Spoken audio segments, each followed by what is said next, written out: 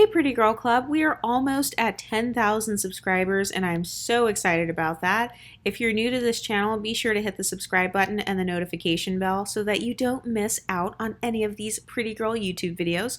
But this is another episode of the Privilege Stacking series, and I want to talk about the concept of multicultural privilege because I feel like a lot of people they only equate that to ethnicity, like, oh, let's say you grew up, with multiple ethnicities, or maybe you can speak multiple languages. Yes, those things are a part of multicultural privilege, but I also believe that if you are a multifaceted, multidimensional person in general, you're going to have a lot easier of a time when it comes to your social interactions. It's going to be so much easier for you to social climb. It's going to be easier for you to date because you're going to be able to relate to more people. It'll be easy for you to make friends. So, for example, one way that you can access this privilege is by participating in different hobbies.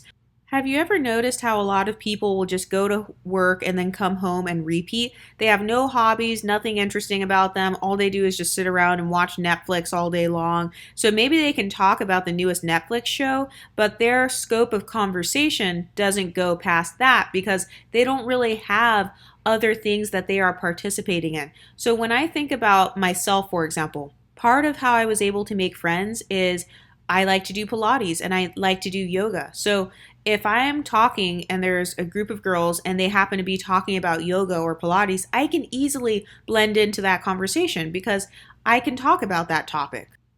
And for those of you who like to date and stuff, especially if you are dating someone who has a different ethnicity than you, sometimes certain ethnicities participate in hobbies more than other people. So for example, we all know that like in the African American ethnicity, a lot of the men may participate in sports like basketball or football or whatever. So maybe if you want to date a guy who comes from that ethnicity and is a part of that culture, maybe he has done that, or maybe there's a higher likelihood that he has done one of those sports.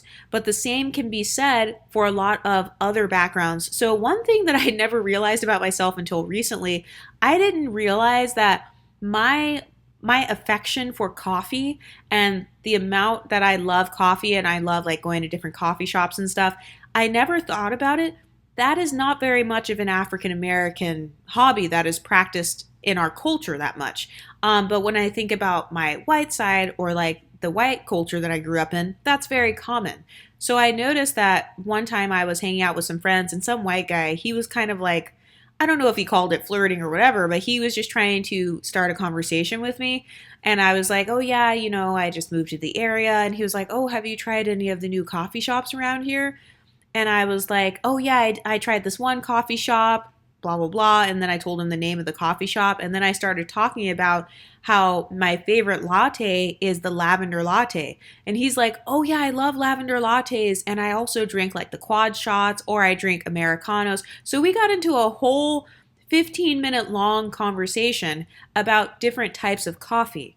But I wouldn't have been able to have that type of conversation if I had not already participated in trying out different coffees as a hobby.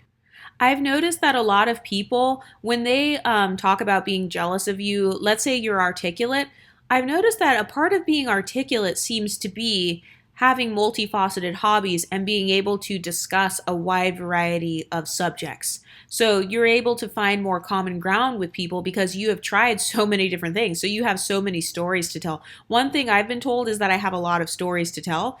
And I think that that is because I truly have tried a lot of things. Like I've lived in a lot of different places and I've gone out of my way to expand my horizons. That's what I call it, is really expanding your horizons. That is one of the greatest forms of privilege you can have because if you have tried a lot of different hobbies, it's easy for you to relate to someone who maybe comes from a different background, or maybe they would have had nothing in common with you, but because you both played soccer in college, now you guys both have that common ground. And now you guys can both talk about what position you played in soccer or how many years you played or what the tryouts were like and how nervous were you and did you make it to the championships? Did you make it to kind of like the playoffs or whatever? Did you lose in the end? There are so many different spin-off conversations you can have based on having one hobby in common with someone else. And another thing that I've noticed, so in the Discord, me and the girls were talking about how different types of guys, they flirt with us in different ways.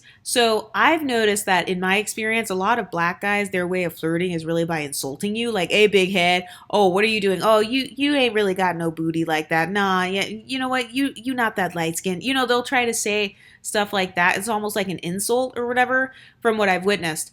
But I've noticed that a lot of guys from different cultures, they may have a different way of flirting. So as a fun little conversation, we were talking about this in the Discord, and I've noticed that for me, sometimes guys from other backgrounds, their way of trying to quote unquote flirt, it's literally just they'll start a conversation, but it'll be a random enough thing to where it's like, obviously he is trying to talk to you, because if he's literally a stranger and has never talked to you before and then he randomly walks up to you and he's like, "Hey, so, have you tried any of the new coffee shops?" Or like, "What kind of coffee do you like?" Obviously it's kind of like he's interested somewhat because he's trying to take time out of his day to randomly stand there and talk to you about something like coffee for 15 minutes. But a lot of girls who are monocultural, they find it hard to flirt with guys of different cultures, or maybe even make friends from other backgrounds, because those girls often don't have any other hobbies. Their only hobby is like going to work and coming home, or, just like kind of playing games on their phone. And that's fine if somebody else has that exact same hobby and they play that exact same game. But I will say it can make a person kind of boring if they don't really do anything. Because yeah, you're right. You don't really have stories to tell. You don't have all of these different fun things that you can talk about. And I really do think that your hobbies should line up with your social climbing goals. So, for example, with me, when I decided like I want a boyfriend, I wanted to specifically have a boyfriend who is hot, wealthy, and loyal, but someone who like he is into sports and stuff, into fitness basically. And I didn't want a gym bro though. The guys that are like, they just hang out at the gym and try to like stalk different girls. Those guys that follow you and like you'll be on a machine and the guy will literally follow you to that machine and he's kind of lurking like a creeper. I didn't want that, but I wanted a guy where it's like me and him can play a sport together and then like we're both exercising and then it's like fun. Then we can like flirt while doing it. And so I decided to take that on as my hobby. So I started going to different like free fitness classes around the city, or let's say they have like a free little game that you can play, kind of like some sort of basketball game, or like they have free golfing somewhere, or ultimate frisbee, or a hiking group, or a volleyball group, and they meet up every Wednesday, and then they like, you wear a blue shirt and you're on the blue team, or you wear a red shirt and you're on the red team, and then you just have fun. You play sand volleyball. That is kind of what I was looking for, and that was because it lined up with my social climbing goals. By the way, I did succeed at that. So I've noticed that the girls who are often stereotyped as articulate, usually what it is they're good at speaking, yes, but also they're very like interesting people for the most part. They kind of have all of these really cool hobbies and really cool things that they're into, and it makes them attractive either as a dating person or as like a friend. So one of my friends, she is really into Pilates, and she does all of the sports basically, like all of the fitness stuff. And part of why she's my friend is because she is so knowledgeable about muscles and like what to eat, and she knows like what nutrients you need and stuff. So I actually love hanging out with that friend because she has so much knowledge that I just can pick up on, and I'm like, "Oh, Sarah told me about this protein shake. Like, yeah, let me try that one." So it almost makes you more influential when you have all of these hobbies and you're really knowledgeable about them. Now, I'm not talking about the artificial way of doing it, like using your ego and trying to randomly argue with people and stuff. That's extremely annoying. I can't stand when people do that, or when they try to give unsolicited advice, like, "Oh, you're doing this wrong," or "Oh, that's not how you do it." No, that's not what I'm talking about. But if you have a wide range of hobbies, it is going to be easier for you to make friends or meet people or connect with people in those hobbies. So the first thing I want you guys to think about here in the Pretty Girl Club is, what are your goals for yourself socially? Are you trying to make friends? Like for me specifically, I wanted to have a girl group. I wanted to have a friend group.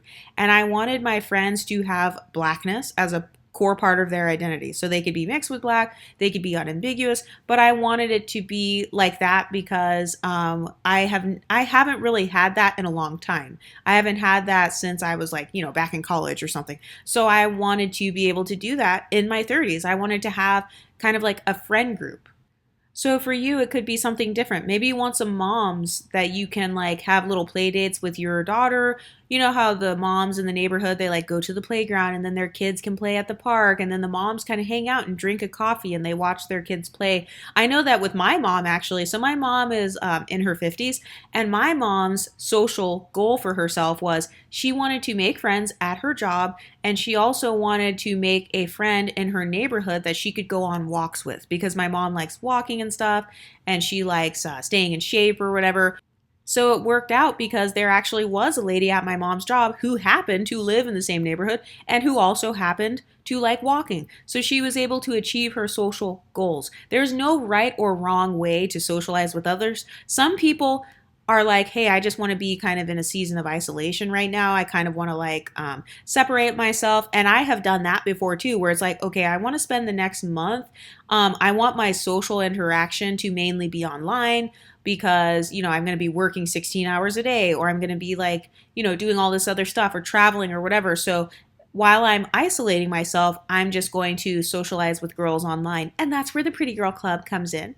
By the way, make sure to join the Patreon if you haven't already, because we do have a Discord in there. It's so much fun. We have like a dating discussion in there. We have sex talk in there. We have like mental health talk in there, fitness talk. We share all of our different tips and tricks in there. So you should definitely join that when you get a chance. But it is important for you to think about what your goals are socially, because if you don't make a plan, or if you don't even try to invest in your social life, you're not going to have one.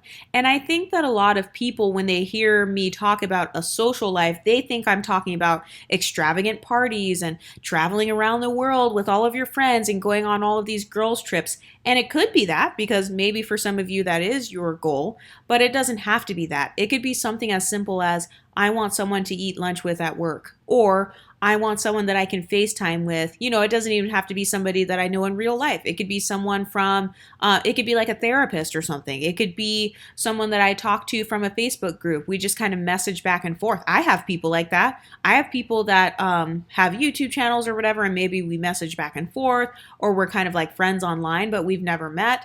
Those things can provide value to you as well. But one of the biggest privileges, though, when it comes to social interaction is being a multi-dimensional person, having a wide range of hobbies. I love being around people where like I can talk about anything. I can talk about coffee. That's one of my hobbies. Another one of my hobbies is like doing hair, makeup, doing nails. I love fashion. I was literally just talking in a group chat with my friends today. We were talking about fashion, and one of my friends was like, oh yeah, I've really been getting into like wearing fuzzy sweaters and stuff, and like, you know, that's my style right now. And then I was like, oh yeah, I've been getting into like these boots. That's a part of my style. So fashion is one of my hobbies. I love talking about that.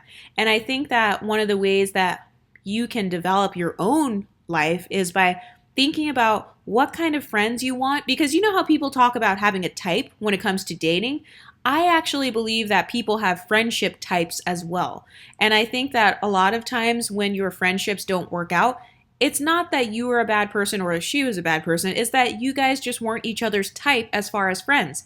My friendship type is, I want friends who are very adventurous, just like me. I want friends who are experimental like me, where it's like, hey, you want to go hiking on a mountain? Okay, sure. Or like, hey, do you want to go to this random fashion show? Okay, sure. Like, I want friends where we can do the most random stuff, not a friend that's like, black people don't go hiking. I don't want to go water rafting. Don't nobody do that. I don't want friends that are like trying to close me off and make me fit into a particular box. I need open-minded people in my circle. So I want you guys to start thinking about that too, because it's like, what is your friendship type? Do you want the type of friend who you guys share your secrets with each other? Are you looking for emotional support? Or are you guys looking for someone to do things with? So, by the way, when it comes to my friends, I have actually texted my friends and I have specifically asked them, what are you looking for in a friend? And I actually think that if you are around mature women, they won't have a problem with you asking that question. Like, what are you looking for in a friend? Because that actually helps me to gauge whether or not that friendship is a match for me. Like if somebody says, oh, you know, I'm looking for someone that I can like get high with and get drunk with. Okay, well, I personally don't smoke or drink. So then I would not be a good fit for them. And it doesn't mean that I'm bad or they're bad, but it just helps you to have more clarity so that you're not wasting your time and wasting all your emotional energy, wasting your emotions on these toxic ass friendships, toxic relationships. And by the way, you can try to make friends, like making friends, it doesn't have to just be with girls. Because for me personally, I try to, if I'm gonna date, I prefer to be friends with the guy first and like actually know who he is and stuff before it's like jumping into a relationship or whatever. So even when it comes to maybe you want to make friends with a certain attractive guy or you want to like get to know him kind of to see if you feel like he would be a good fit in your life, or maybe not, but for those who are, that is something you want to think about. What is my friendship type? What makes someone a good friend to me? Because I've noticed everybody has a totally different definition of what they're looking for in a friend. Like for me personally, I don't actually need a friend where I have to tell her everything about me, she has to tell me everything about her. I'm just looking for girls that I have fun with, girls that are drama free, so no arguing and stuff. I don't like friends that try to put you down, like, why are you wearing that? Why are you doing that? I don't like friends that do that. I need uplifting friends who are like just fun to be around. We can like go somewhere, we can go salsa dancing and stuff. We can explore. But there are other girls who are looking for a friend who can just come to their apartment and maybe they like have a girls sleepover and they stay up all night and they talk, or they want the type of friend where they talk on the phone for a long time or they eat lunch together or something. And that's okay. It's okay to admit that you have a different friendship type, but your hobbies can help you connect to those friends. So with me, another one of my hobbies is fitness. I love doing all different types of fitness. It could be yoga, it could be Pilates, it could be spin class, going biking like outside, or it could be hiking, or just any of those things. I am generally interested in it. So a part of my friendship type is I wanted someone who I could do those things with. Like, hey, do you want to go biking this weekend? Or hey, do you want to, there's this new ice cream shop that opened up about a mile away. Do you want to bike there or something and like get ice cream? That is what I'm looking for in a friendship. And I do think that your hobbies play a role in your ability to develop friendships and your ability to develop a good relationship as well, or even to just have fun in life. I mean, who wants to live a boring life? It's so funny because I was actually watching this thing where it was a manosphere thing, and they were talking about some bullshit. And they were talking about how a lot of women don't want to like get married and be housewives and stuff because they feel like it's boring to them. Okay, but in my opinion, something being boring to you, that's still a valid reason to not do it. So am I supposed to live the next 80 years of my life bored? I want a life that is fun and exciting. I want a life that is filled with wonderful experiences that are good memories for me to look back on. I don't want to live a life that is forgettable. I don't want to live a life where it's like, oh crap, where did the time go? Oh my God, I just wasted 20 years. I don't want that to be my life, and that's okay. So the reason that having a lot of hobbies and having a lot of different aspects to your personality, the reason that that is a privilege is because it genuinely makes not only you a more interesting person, but it makes your life more interesting in general. And it makes it easier for you to make friends who do different things. Like for me, I literally have so many hobbies. I'm going to try to list some of my hobbies on the screen throughout the video. Well, I have been listing them throughout the video. But I've done things like cosplaying. I like makeup stuff, hair stuff, nail stuff, fashion stuff, traveling. I love coffee shops. I am like a coffee connoisseur. You name the type of coffee, you name the brand, I've probably heard of that coffee brand or I've probably tried it at some point. So I like talking about that stuff. I love going to try coffee shops that have these very unique lattes that I've never heard of, like a black licorice latte or like a charcoal latte. I like stuff like that. That makes my life more fun. That makes it more interesting. And yes, that is a privilege. Anyway, what do you ladies think? Have any of these things helped you to make friends in the past or to get dates or to get some sort of privilege, whether it was social privilege or maybe your pretty privilege worked in a particular hobby? I've heard of girls like that too, where maybe they didn't have as much pretty privilege in college, but then they had a lot of pretty privilege when they went to cosplay or when they went to, some other environment like a rock concert or something, or some sort of music festival, because that's more their vibe and maybe that's where their personality shines more and it's where their confidence shines more. Anyway, what do you ladies think? Let me know in the comments section and I'll talk to you next time. Stay pretty, ladies.